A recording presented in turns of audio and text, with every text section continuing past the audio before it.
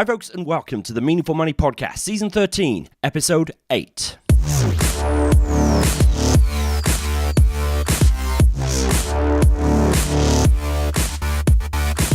This is the podcast dedicated to helping you put your finances in order. My name is Pete Matthew, and I'm going to share with you everything you need to know and everything you need to do to secure your financial future.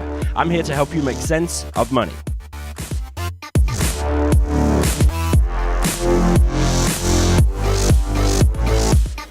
Here we are once again. Great to have you with me, folks. Over the past 7 weeks, we've talked about the major challenges facing today's millennial generation. And today I want to turn it around and look at the unique opportunities which younger people face. In my opinion, the future for you guys is very, very bright indeed. And I think sometimes we need to celebrate that rather than do the sort of easy millennial bashing, which seems to come too easily to the mainstream media. So after the main body of the show, I'm going to talk about that. And the title of this show is Start Young, Start Strong. Okay, so after we've covered that, going to a couple of announcements, reviews that have been left, usual drill. Before all that, though, remember, this podcast is brought to you with the help of my friends at 7 Investment Management, who continue to sponsor the show and have done since spring of 2011. I'm super grateful to them for doing so. Couldn't have got this far without them. So please do check out what they're up to. They're at 7im.co.uk. That's the number 7im.co.uk. Go check them out. Okay, today's millennial generation has a unique combination of skills and attributes which are quite unlike those of any generation that have come before. And as I've said often in this series, I dislike the fact that millennials come in for a lot of grief from their parents and their grandparents' generation, usually from individuals who are sort of misinformed, too lazy to form an original positive opinion of those who are junior to them. So today I want to sort of redress the balance really and encourage anybody under the age of, say, 35, that's a little bit arbitrary, but something like that, anybody under the age of 35 to play to their strengths in order to win with their personal finances. Okay, so that's where we're going today. Notes, links, all that sort of stuff. It's the only link you need to remember, and that's at meaningfulmoney.tv/MF8. That's for Millennial Finance, Episode 8, right? meaningfulmoney.tv/MF8. Also, remember, there's a special email address, so if you've got any questions or comments specifically for this season, and really this is probably your last chance to get in questions for the Q&A show at the end of the series in a couple of weeks, the special email address is season13@meaningfulmoney.tv. Okay, right, without further ado, let's crack on and look at what you need to know first. Okay, first thing I think we need to be sort of cognizant of and remind ourselves constantly is that you people are digital natives. Okay, growing up, I feel sort of at the vanguard of computer usage, certainly mainstream computer usage. If anybody's ever read Outliers by Malcolm Gladwell, talks about Bill Gates and the fact that they happened to be sort of at the right sort of place at the right time as access to mainframe computers and stuff was an option for the first time ever. So I'm not talking, those guys were like in the 60s, right? I was born in 1975, but when I was 6 years old, so it was 1981, my school took delivery of a Commodore PET computer. Look it up, right? I think it was about the size of Buckingham Palace, but it had the screen about the size of my watch face here. I remember being asked to go to the staff room at break time, at playtime, because apparently I had worked out how to use the thing, which I think is remarkable. I'm not really sure that I had, but apparently I could load up whatever was able to be loaded up on the thing. And you might remember the drill, 10 print Pete is cool, 20 go to 10.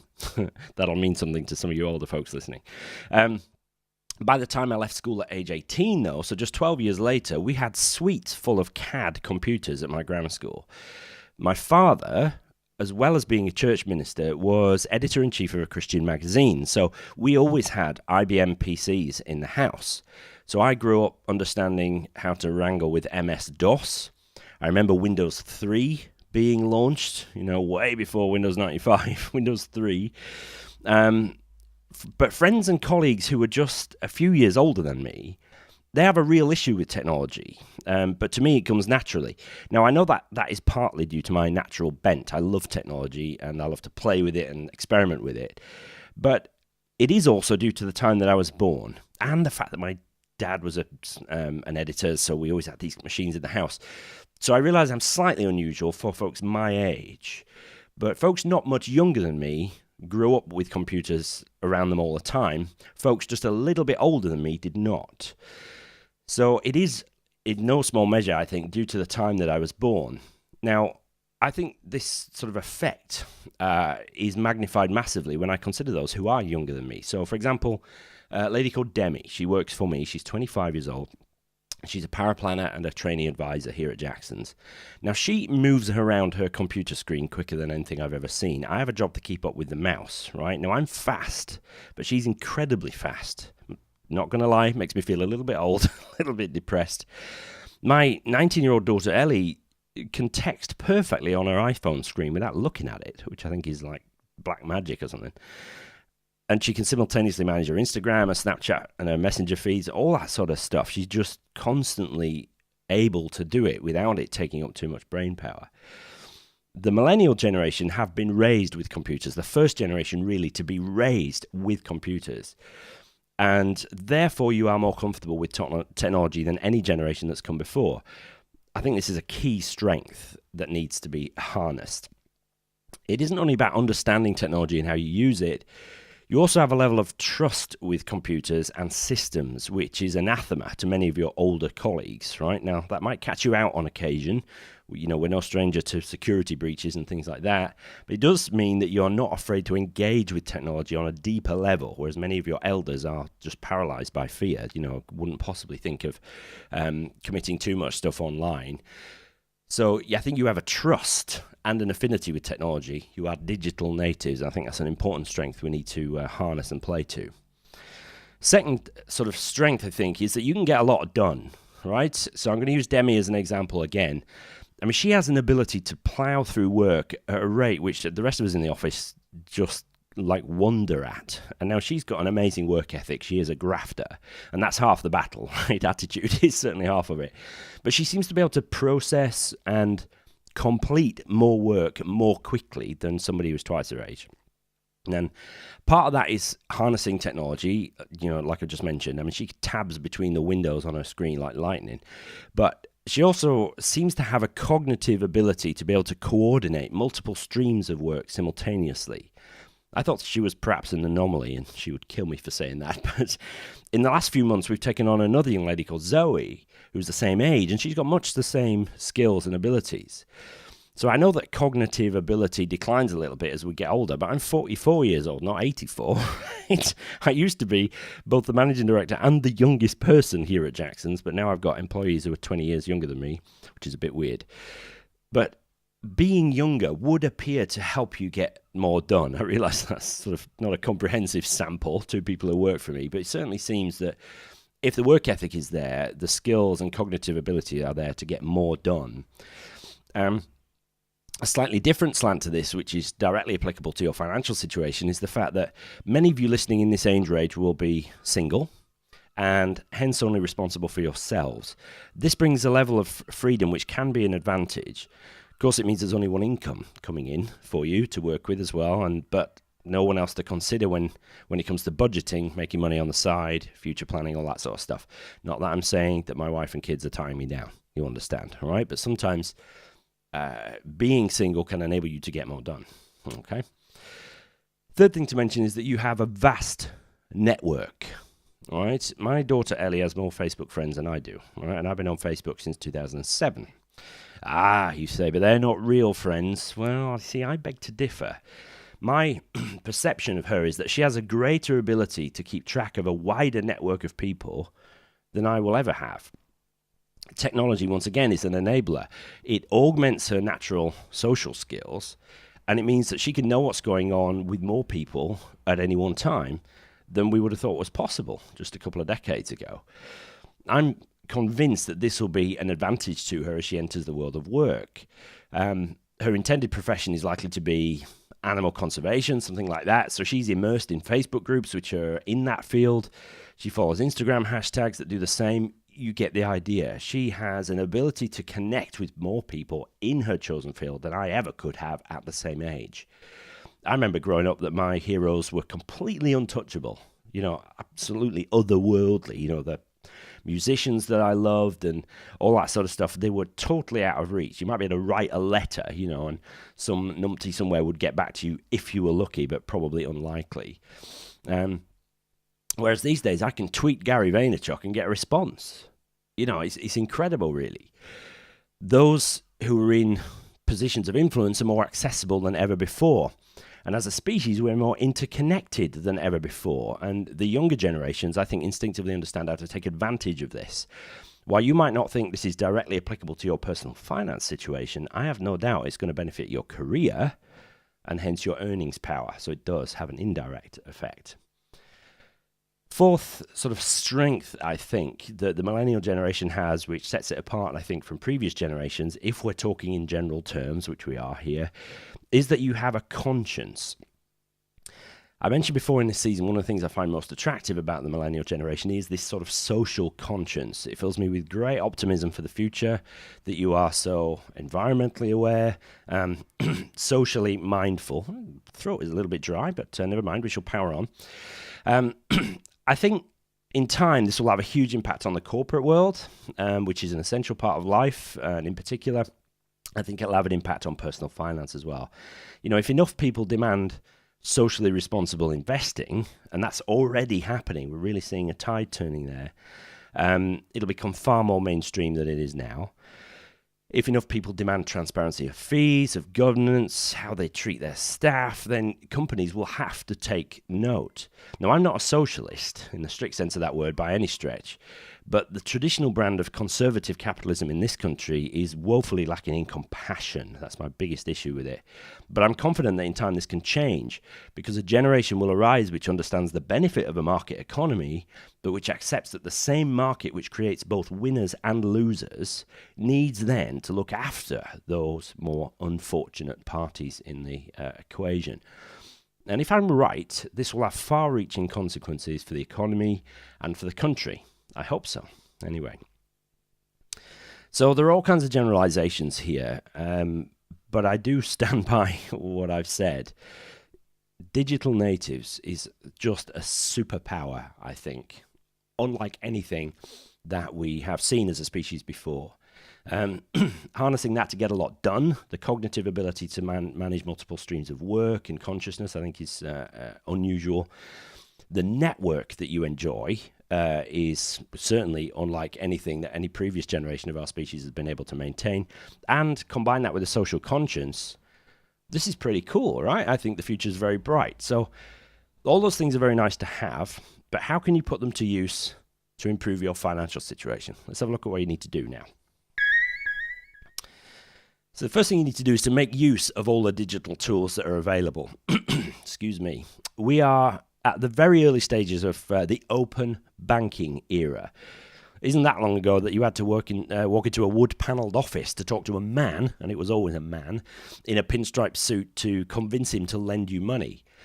These days you can get a decision in seconds. You don't even have to go anywhere near a bank, right?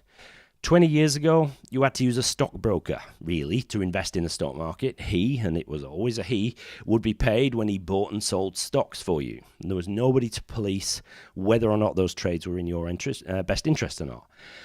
Now you can invest in the world's biggest and best companies in less than 5 minutes using your phone, right? Not to take advantage of this incredible world that we live in now would just be, well, criminal, right? Technology can help in almost all aspects of our personal finances. We can use apps to set a budget, help us keep track of where we are against that budget throughout the month.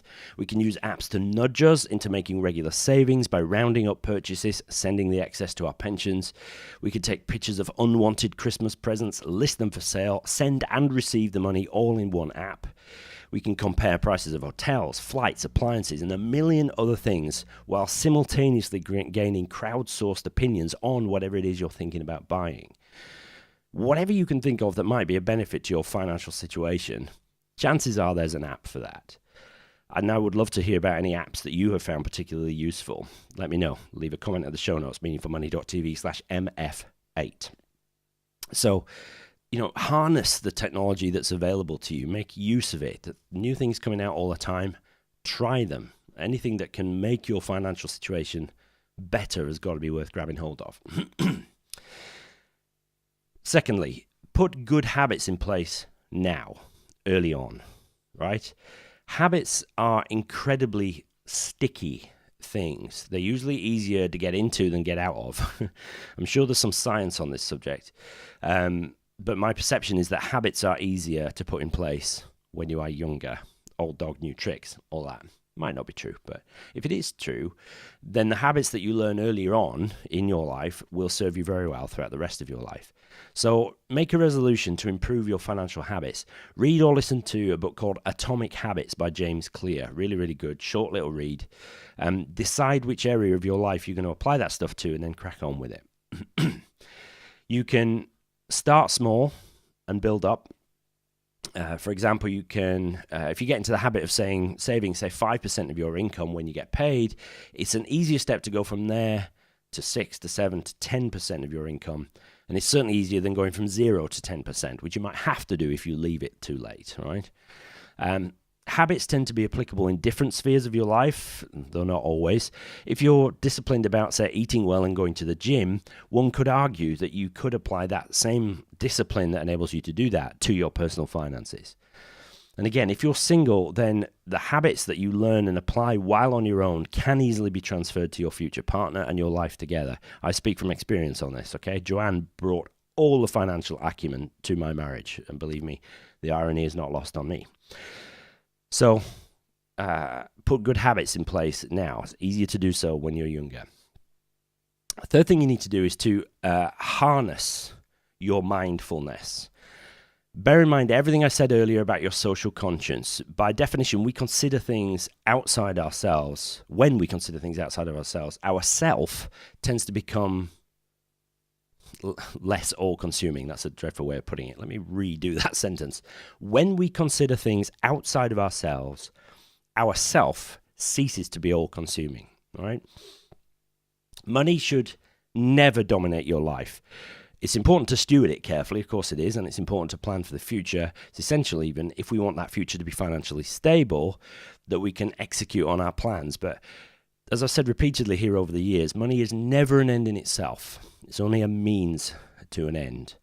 It is entirely possible to plan and execute for the future while retaining a healthy relationship with money and possessions. I mentioned in the session on job security, millennials are far more likely to leave their job because they are not aligned with their employer's values. And this shows that what is important to you is more important than just salary. And this is really good, I think, because money should be kept in its place. It really isn't the be-all and end-all. It's there to serve our goals and never to be a goal in its own right. So harness your mindfulness, keep money in its place, and you'll benefit from that. Last thing you need to do is to use your friends. I don't mean use them, use and abuse, right? I think money is perhaps the most deeply private subject of them all. We would far rather talk about sex than money, right? But your personal financial journey doesn't have to be a lonely one. As I record this, there's nearly 800 people in the Meaningful Money Facebook group. They're all sharing and asking and answering questions several times a day as we move forward together towards our individual definition of financial freedom. You know, what an amazing place to be able to answer and ask questions about finance. And your huge network of friends, both IRL and online, should be a source of comfort, reassurance, challenge, information, and companionship as we navigate through our financial lives. We share more now than we ever have done before, and I think we can use this to gain valuable input from the hive mind, if you like. Just obviously don't share your bank details and stuff like that online. So make use of all the digital tools that are available to you, right? We live in unprecedented times. Not to harness them would be a crime. Put good habits in place earlier rather than later. That will serve you extremely well. Harness your mindfulness to keep money in its right place, to keep the main thing. And make use of your friends. It doesn't have to be a lonely journey. I've enjoyed putting these thoughts together, actually. I hope that you agree with a lot of what I say. Maybe you don't. Please let me know either way. I think younger people today have more opportunities than any generation preceding them. Yes, there are challenges, of course. We've spent the last 6 weeks talking about those. That is true for every generation, though. But never before have we been as connected as we are now, with the sum of human understanding available at our fingertips. I think we need to be positive about these benefits, focus on them rather than the challenges that we've discussed over the past 6 weeks. The future can be very bright indeed. It's yours for the taking, but you've got to step forward and take hold of it. Okay, I hope that's helpful. A little bit preachy. Sometimes I find myself going into preaching mode. I am my father's son. Okay, quick review from Harry P25 from here in the UK, who says, superb. Thank you, Harry. I'm engrossed, he says. Pete explains concepts eloquently. Really, in easy to understand terms, and importantly, isn't afraid to tell it how it is. That's true, it's important. I'm at the start of my investment journey, and I thought, I wonder if there's any decent podcasts out there. I'm so pleased I stumbled across this gem. Keep up the great work, Pete. Thank you, Harry P25. I certainly will keep up the good work. Glad you're enjoying it. If you're liking what you hear, please go to meaningfulmoney.tv/iTunes if you happen to be of an Apple bent when you listen to podcasts. But wherever you listen to podcasts, if there's a facility to leave a review, please do that. It really, really helps me out. Now, as I mentioned earlier, the last episode in this season is 2 weeks from today. So I'm going to be writing it very soon after this episode comes out. It's going to be a Q&A, as has now become traditional here on Meaningful Money, that we end the season with a Q&A. So if you've got a question, get it in the next couple of days after this episode comes out, okay? Season 13 at meaningfulmoney.tv. That would be very cool, all right? And I'll do my best to answer. As ever, when people send me questions, there tends to be themes that come out, so that's what we're going for there, and I'll sort of group them together and answer them. Quick shout out again for Meaningful Academy. There's nearly 200 of you on the waiting list to find out more about Meaningful Academy. It's starting to come together. Massive amount of work, but I'm super excited about it. This is going to be a resource full of videos, tools, all kinds of other things, downloadables, to help put you on a firm financial foundation. What we're going to be looking for is 50 thereabouts. Sort of founder members who will get a massive discount so that they can feed back and help me shape it into something which is going to be really, really useful for lots of people down the line.